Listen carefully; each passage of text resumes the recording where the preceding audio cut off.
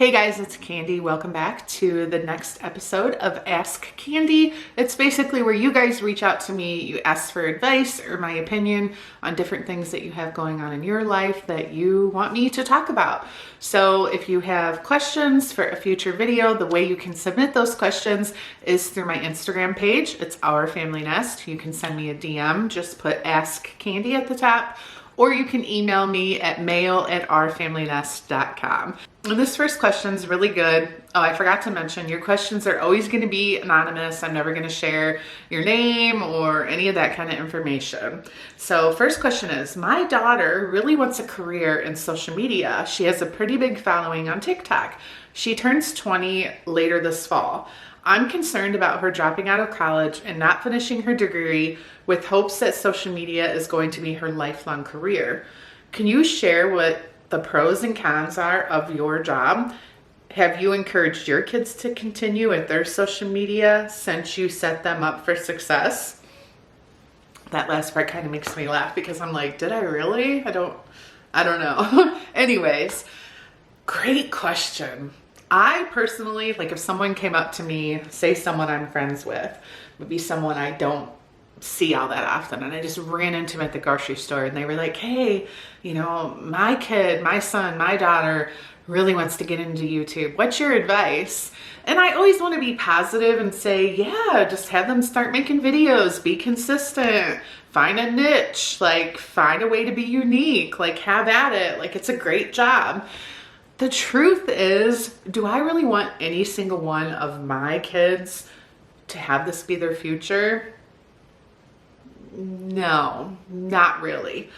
However, there's different ways to look at it because I sort of feel like, you know, Andrew, if he got engaged and then married and then had children and was like, you know, I'd like to vlog, because he really enjoyed YouTube. I mean, he had his own channel for a while and stuff. Like if he wanted that to be part of his life, just to maybe document his life, to share it with like friends and family, and in the process make some extra money doing so, great. But if he did it like where I did it, where it started out for fun and then it became like a career, and then I was making videos every single day, working 7 days a week, and he would be like, Mom, I'm gonna quit my job, we're gonna do this full time, I would be like, no, don't do it. So let's talk about the pros first, because those are pretty straightforward and simple. Working for yourself is amazing. Making your own schedule, not answering to a boss, not making money to get your boss or a company rich. Instead, you can make yourself rich, is amazing. There's definitely great money to be had through social media. However, the cons, it's not always consistent. You have to be good at budgeting and saving your money. It may not last forever. Like 10 years ago, did we know TikTok was going to exist? Did we know Instagram would be a way for people to make money? No. Like 10, 15 years ago, very few people were even making a living off of YouTube, and now look at it. But it's definitely changed over the years too. Like there's probably 100 minimally family YouTube channels that made an amazing living off of daily vlogging, posting videos every single day. Do you know how many family YouTube channels still do that? I can't think of one that posts every single day. And ask yourself why. So if your daughter wants a career in social media, it's kind of like, well, in what way? What are you going to offer any different than what other people are doing? Are you just going to be like a vlogger and share your daily life? Well, it's not what it used to be. And is it going to get better? Is it going to get worse? No one really knows. So it's hard to say that like there's really going to be a future in it 10 years from now. When she's 30 years old, like how is she going to make money? No one really knows. There's also the side of social media that is not the greatest. Like it's not the best for your mental health. It can feel very isolating. It can feel like a popularity contest. You kind of are constantly comparing yourself to other people. You're never good enough. You're never getting enough likes. You're never getting enough comments, enough followers. There's always going to be someone doing better than you that you're going to compare yourself to until you get to that point where you don't care anymore. Like, that will happen. But especially in the beginning when you're younger, like, I can't imagine being in my 20s trying to like make it on social media and having to compare myself to so many successful people that are out there. With all that being said, at the end of the day, if one of my kids, like let's say for example, Carly, wanted to continue her social media career, my advice is exactly what she's doing right now. Go to college, do something else, find something else that you're interested in for two reasons. One, no one knows how long this is going to last. Like I said, 10 years from now, what if it doesn't exist? You're not putting all your eggs in one basket. You can have a way of making dual income, and you can control then your social media career. You can control only accepting brand deals that you really want to work with, only working as many hours a day on your social media that you really want to, because you have a career to fall back on. You have a consistent income that's coming in. You know your yearly salary. You know what you can afford. And you don't have that stress of the roller coaster that comes along with a social media career, because there are months that you can have really big brand partnerships that make your income 3-4 times as much as maybe the following month. So personally, I would encourage your daughter to finish college, get her degree, even if for a time frame she ends up focusing more on social media instead of using her degree. At least she's always going to have that to fall back on. Whatever her degree's in, maybe she's going to be a teacher. Like, be a part-time teacher to keep that skill going while you're working on the social media. I just would not, at this point in time, I know social media is not going anywhere as of right now, I just would not want any of my kids to only focus on that 100%. Okay, next question, something a little bit more lighthearted. Do you have any dating advice, and how do you get over the awkwardness of asking somebody out? Well, luckily, we have these things called cell phones that we didn't have back in the day when I was dating, that I feel like makes things so much easier. Because before you even go out on a first date with someone, you can get to know them through your phone. Like, you could literally text somebody for weeks and weeks and weeks and kind of know what makes them happy, what makes them sad, what do they enjoy, what are their hobbies. Like, you get to know so much about a person just through their phone. And then I feel like you're gonna get that feeling as time goes on. Like, does this person have an interest in me? Do they ever text me first, or am I always texting them first? I feel like once you reach that point where you can definitely tell that the person has interest in you, like whether you're a guy or girl or whatever, just go for it. What is the worst that can happen? I mean, you say, hey, do you wanna go out to dinner Friday night? Do you want to go catch a movie? Like, I heard the new Ant-Man movie's coming out. Let's go. They may say, no, actually, I'm busy or whatever. And they're either going to say, let's go Saturday night instead, and they're going to make it happen, or they're just going to blow you off, which is a clear sign that there is an interest there.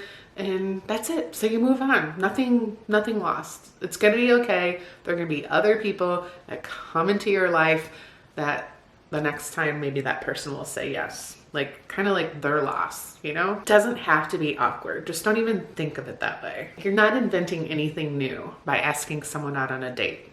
You ask them, they say yes, they say no. Move on. Okay, next question. I'm moving into my own apartment soon. What is the best way to keep track of expenses? Any apps that you use? I don't know if this program that I use has an app or not. I'm sure there are a ton of budgeting apps out there, so I might not be the best person to ask this question because I'm older, so maybe I do things a little bit more old-fashioned. I don't keep a paper checkbook. Now that would be really old-fashioned. But what I do is I use this program on my desktop computer called MoneySpire, and it's basically like a checkbook because you can keep track of all your expenses. So like if every month on the first of the month rent is due, you can set up like automated payments. So you have reminders like, oh, I have to pay this by the 1st. You know, your electric bill, have to pay this by the 15th. So the program helps you keep track of all that. And then honestly, when it comes to budgeting, I'm still the old-fashioned girl who likes to write it all down. These are my monthly expenses. These are the bills that I know I'm gonna have every month. I even take bills like homeowners insurance, like you should get renter's insurance. Homeowners insurance that I pay once a year. I even divide that out over 12 months just for the sake of mine of like, this is how much I have to make in a month to cover all my bills minimally before I should ever start spending money on things that aren't necessities. I've always lived by the theory that when it comes to your savings, that you should have an amount in mind that you know that you can put in your savings every month that you're not going to touch unless it's like a major emergency. If you wait and pay all of your bills first and go out to dinner and grocery shop and buy new clothes and get your hair done and your nails done and then put money in your savings, I guarantee that dollar amount you transferred to your savings is going to be a whole heck of a lot less. So try to put the money in the savings first. I'm struggling managing dealing with my mental health and doing college at the same time. It seems I have to pick one and I don't want to. Okay, with not really having the details on what exactly you're dealing with your mental health, I would say that you kind of need to evaluate how you're managing your mental health. Are you taking medication? Are you going to therapy? Are you getting the help you need? Or are you kind of trying to just manage the mental health issues on your own? And that's why you find that you can't like stay focused on school and get your school tasks done in a timely manner because your mental health is just not in a good place. People especially really struggle admitting that they don't have things under control, that they're not in a good place. They're not happy, they're sad, they're depressed, they're anxious. So step one is admitting that you have an issue, getting help, whether that be talking to someone. I'm guessing if you go to college, most colleges have like student services that you can go to talk to a therapist. I don't know if that stuff's free or how that works out. I also would think that most colleges probably have groups as well where you can meet and talk to other students that are going through the same thing. It's hard for me to say because your question didn't get very detailed, but that would just be step one, is make sure you're prioritizing your mental health in the way that you're getting help, that you're not just, oh, I'm depressed and that's it. There's nothing I can do about it. I'm just going to be depressed every day while I'm going to college and trying to get good grades. Maybe you need to decrease your college load, only go part-time for a while. Again, I feel like that would be something that together with a therapist or a psychiatrist, a school counselor, someone of that nature should be able to help you come to those conclusions, to help you with those decisions. Okay, this is actually a question about books, so it's not really advice, but hey, we love talking about books, so why not? Question for Candi, have you read any fantasy books? If so, which ones? I'm reading my first fantasy book called Once Upon a Broken Heart, and it's really good. I have not read a lot of fantasy books. I have read the first 2 books of A Court of Thorns and Roses. I can't say that I absolutely love those books. I tried to listen to book 3 on audio and I just feel like it just wasn't keeping my attention, so I still haven't finished that one. Other than that, I really can't think of any fantasy books that I have read recently at all. I know I have a couple on my shelves to read and clearly I'm not prioritizing those books, but I'm not against it. So I'm gonna pop this question back to you guys. Have you read any fantasy books that are so good I just have to add them to my must-read list? Drop those titles down below in the comments. Here's a good question. How to enjoy working and making it less dreadful. I work at Domino's. I hate it so much, but I need the money for rent and food. Let me tell you, I have so much to say about this topic, but I'll make it straight to the point because I deal with this with my kids quite often. Both Blake and Chase have complained about like where they work, they don't like it, it's boring, just various reasons why they hate their job. It's called a job for a reason, because it is a place you have to go to work and do something that you don't love to make money. You need this money to pay your bills, pay your rent, put food on the table. If you could get 100 people in a room and they take a poll, how many of those people do you think would say, I absolutely love my job, I love going every day, it is the best part of my life? I would venture to say maybe 10 to 15%. And I'm talking people that are younger. I think as you get older, a lot of us, or some of us, get lucky enough to find a career and find a job that we love and we look forward to each day. Maybe not every day, but like my job. I don't love it every day because there's parts of it that are repetitive and you're like, oh God, I have to edit this video. It's an hour and a half of footage and I got to get it down to 15 minutes. Like sometimes that's just not what I'm in the mood to do, you know? Like, but at the end of the day, I do love my job. Like this is such a blessing to do something that I enjoy.